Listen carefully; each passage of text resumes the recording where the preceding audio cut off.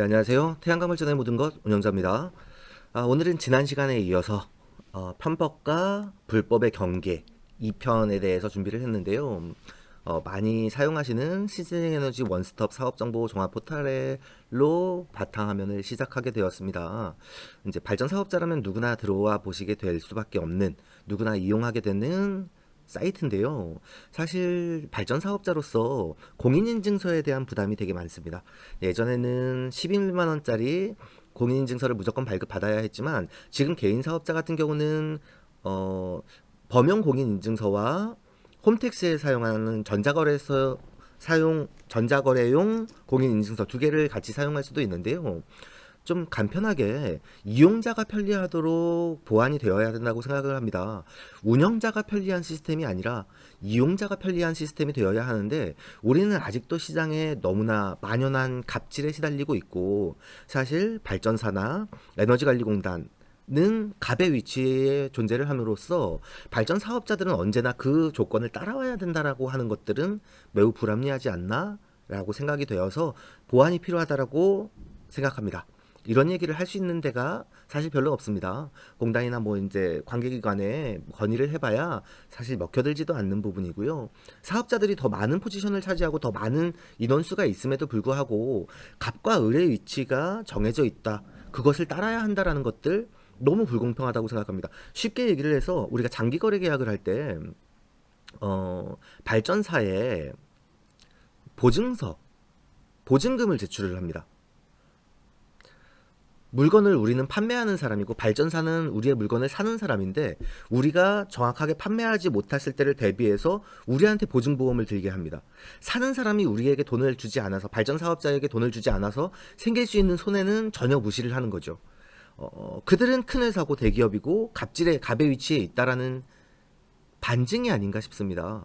고쳐져야 되는 겁니다. 그들은 논리를 얘기를 하죠. 당연히 우리는 언제든지 살 수 있고 돈을 줄 수 있으니까 너희들이 못 파는 거에 대해서, 아니면 계약 파기하는 거에 대해서 손해가 생길 수도 있으니까 보증보험을 끊어와라 라고 얘기를 하지만, 반대의 경우도 생각을 해야 됩니다. 이게 과연 공정한 걸까요? 전혀 공정하지 않다라고 생각합니다. 바꿔야 될 건 바꿔야 되고 고쳐야 하는데, 사실 갑과 을의 관계에서 그러지 못하는 것들이 많습니다. 오늘은 REC 계약은 공정한가에 대해서 한번 말씀을 드려보려고 합니다. 지금 태양광 발전 사업자는 REC 판매를 할 수밖에 없습니다. 그렇다면 REC 계약은 누구나 공정하게 적용을 받고 있습니까? 제가 전에도 옆에 자료를 하나 넣어주세요. 이 부분에 대해서 간단하게 언급을 해드린 적이 있는데요. 오늘도 편법과 불법의 경계에 대해서, 그들은 무조건 공정하다라고 얘기를 하겠지만 그 시스템 안에서 실질적으로 이익과 손해를 봐야 하는 사업자들은 모두 공정하다라고 생각을 할까요? 우리가 매출이 낮아졌다고, 정책적인 부분 때문에 정책의 금액이 달라졌다고 해서 뭐 어디 가서 항의를 하고 데모를 한다라고 얘기를 하시는데, 제가 매번 말씀을 드리지만 그거보다 더 중요한 게 있다라고 생각을 합니다. 누구나 공정해야 되는데 공정하게 대우를 받지 못하는 거에 대해서 항의를 해야지, 나의 수익이 낮아졌다라고 해서 항의를 하는 건 아니라고 생각합니다. 왜 데모를 하는데 많은 사업자가 참여를 하지 않느냐 하면요, 시점에 맞게 정책에 참여한 사람들은 손해를 보지 않고 있기 때문입니다. 오늘의 주제에 대해서 말씀을 드리겠습니다. REC 계약은 과연 공정한가요? 장기거래 계약에 대해서 제가 에너지관리공단 입찰에 사업 내역서 평가가 있습니다. 30점의 배점을 가지고 있는데요. 이 부분에 대해서 반드시 수정이 되어야 된다고 생각을 합니다. 사업 내역을 평가하는 사람들의 가치관과 기준에 따라서 너무나 많은 것들이 달라집니다. 발전 사업자들은 그 사람의 선택 한 번, 연필 놀림 한 번에 20년 동안 가져가야 되는 매출이 적게는 수십만 원에서 많게는 수백만 원, 수천만 원까지 차이가 날 수 있는 겁니다. 그런 것들은 조금 더 냉정하게 포트폴리오에 따라서, 기준에 따라서 정해져야 하는데, 발전소 유지관리를 누가 더 잘할 수 있느냐, 이런 것들은 객관적인 평가가 될 수 없지 않습니까? 주관적인 기준으로 한다라는 것들은 문제가 된다라고 생각을 합니다. 그렇다면 공정할 수가 없습니다. 누군가 내 생각에 얘들은 좀 더 줘야 될 것 같아 점수를 라고 해서 언제든 더 줄 수 있다라는 것, 공정하지 않은 거겠죠. REC 현물 시장도 마찬가지입니다. 정보의 부재로 인한 손해가 없어야 합니다. 누군가는 앞으로 흐름이 어떻게 될 거야 라는 것들을 알고 금액들을 기다린다든가 아니면 올라갔을 적에 판매를 할 수 있지만, 민간 사업자들은 그런 것들을 정보에 대한 부재로 인해서 손해를 봐야 한다면 그것도 공정하지 않은 거겠죠. 두 번째, REC 판매 기한 3년은 폐지되어야 합니다. REC는 단계적으로 순차적으로 내려가고 있음에도 불구하고 3년의 판매 기한을 책정을 해서 3년의 목전에 와 있는 사람들은 어쩔 수 없이 판매를 해야 된다라는 것들, 등락이 있을 수 있음에도 불구하고 그 시점에 대해서 결정할 수 없다라는 것, 차라리 3년을 폐지를 하고 REC 현물 시장 금액이 낮아져도 책임지지 않는다라고 얘기를 하는 게 조금 더 정직하지 않을까요? 판매 기한 3년을 두었다는 건 시스템을, 제도를 운영하는 사람들이 편하기 위한 겁니다. 그 제도를 이용하는 사람들이 편하기 위한 방법이 아닙니다. 왜 정책은 항상 그렇게 만들어야 합니까? 이용자들이, 국민이, 대다수가 편리하도록 만들어야 하는 게 시스템이고 정책이라고 생각을 합니다. 그렇게 바뀌어야 될 것 같고요. 상하한가 거래는 투명한가에 대해서 제가 말씀을 드리고 싶은데, 과연 상하한가 거래는 투명합니까? 시스템 정보에 오늘의 REC 시장을 들어가시면 REC 거래 정보를 보실 수가 있습니다. 그래서 현물 속보를 확인을 하면 이렇게 나오는데요.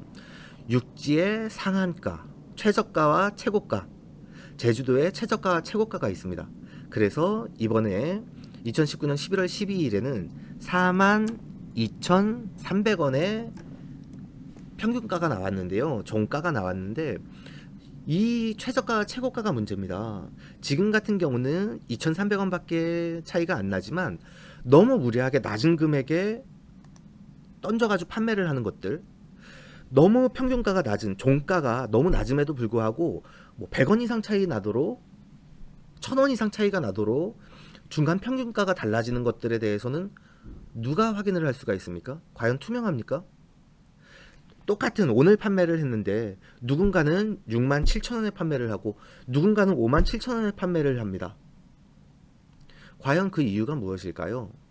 물론 주식시장처럼 실시간 거래다 보니까 조금씩의 결핍이 있을 수가 있고 선택이 달라질 수는 있습니다. 그렇지만 무리하게 큰 금액이 달라지는 것들은 누가 검증할 수 있습니까? 시스템적으로 사회에서 누군가의 제도적으로 보완하고 검증하고 확인할 수 있는 시스템이 마련되어 있습니까? 그렇지 않다면 이건 공정하지 않은 시장입니다. REC 장기거래 계약 시장과 현물 시장이 공정하지 않은데 누가 그 시스템을 믿고 참여할 수 있습니까? 달라져야 하고 바뀌어야 하고 보완이 되어야 하는 제도라고 생각이 됩니다. 자, 다음번에는 수의계약인데요. 저는 수의계약 업무를 해봤던 사람입니다. 수의계약 업무를 해봤고 그쪽 업무들을 진행을 했었고, 제가 수의계약 업무 담당자로서 업무들을 진행을 해봤던 경험이 있기 때문에 조금 더 편리하게 말씀을 드릴 수 있을 것 같은데요. REC 수의계약 조건이 무엇인가요? 수의계약 조건을 보편적으로 많이 얘기를 하지만 무료로 공짜로 그냥 막 해주는 경우는 많지 않습니다. 목전에 다가왔을 때 빨리 업무를 채워야 되는데 물량이 남으면 울며 겨자 먹기로 아무런 조건이 없이 해줄 때들이 있습니다. 저희도 기업과 기업의 관계로 타 기업에서 물량을 가지고 있는 것들을 수용을 해서 넣어준 적이 있었고요. 그런데 일반적으로는 그렇게 넣어주질 않습니다. 제조사라면 우리의 모주를, 우리의 제품을 조금 더 비싸게 사는 조건으로 수의계약을 넣어드릴게요. 시공사라면, SI나 EPC 기업이라면 우리에게 시공하는 조건으로 넣어드릴게요. 수의계약을 해드릴게요. 대신 시공비가 다른 데보다 조금 더 비싸겠죠. 또는 지금 같은 경우는 ESS를 다는 조건으로 수의계약을 해드릴게요. 모두가 사업자에게 불리한 조건입니다. 왜 공정하지 않고 사업자에게 불리한 조건들을 들먹어가면서 수의계약이 나와야 합니까? 그렇다면 발전사는 왜 수의계약을 진행을 합니까? 현물 시장에 거래를 하거나 장기 거래 계약을 하는 게 더 낮은 가격에 확보를 할 수가 있습니다. 발전사는 수의계약하는 조건을 이유를 이렇게 얘기했습니다. 조금 더 안정적으로 대규모 물량을 확보할 수 있기 때문에 수의계약을 합니다.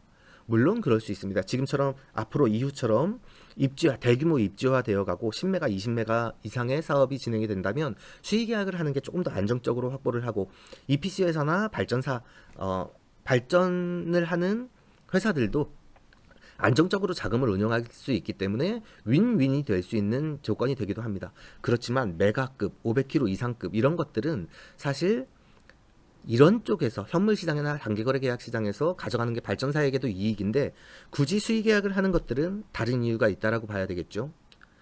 수의 계약 금액은 어떻게 결정되나요? 수의 계약 금액이 결정되는 조건들이 있습니다. 뭐 앞전에 현물 거래 금액이랑 앞전에 입찰 금액이랑 뭐 곱하기 나누기 이렇게 해서 결정이 되는데 이걸 보면서 저는 이 금액을 어떻게 결정되는지 알고 있고 확인을 했었는데요.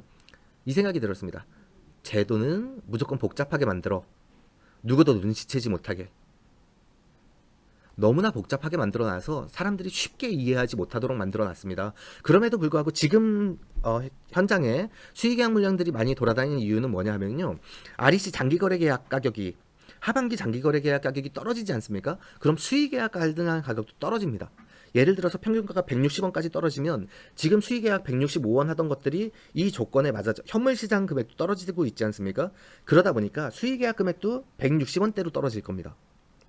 그러기 전에 지금 높은 금액으로 수의 계약을 할 수 있는 물량들을 지금 빨리 계약을 치려고 하는 겁니다. 자, 수의 계약을 누군가 해준다라고 합니다. 조건, 비싼 시공을 하고 비싸게 모듈을 사고 ESS를 다는 조건으로 수의 계약을 해준다고 합니다. 수의 계약을 해준다라고 하면 발전사에 의향서를 받아야 됩니다. 12월 말일까지 준공을 한다면 수의 계약을 해줄 수 있습니다라고 발전사에서 의향서가 나옵니다. 그걸 받지 않고 중소업체에서 무조건 수의 계약을 해준다. 내가 뭐 커미션을 받고 수의 계약을 해드릴게요. 그렇게 가지 마십시오. 제가 항상 말씀드리지 않습니까? 조건은 맞아야 하고 그 조건이 맞다면 그거에 대한 근거가 첨부가 되어야 합니다. 그렇지 않은 것들은 한번쯤 조심해보고 넘어가시는 게 좋습니다. 이런 제도들이 저는 사실 매우 불합리하다라고 생각을 합니다. 그렇기 때문에 제도가 보완이 되어야 하고 달라져야 하고 사업자들을 위한 시스템이 보완되어야 한다라고 생각합니다.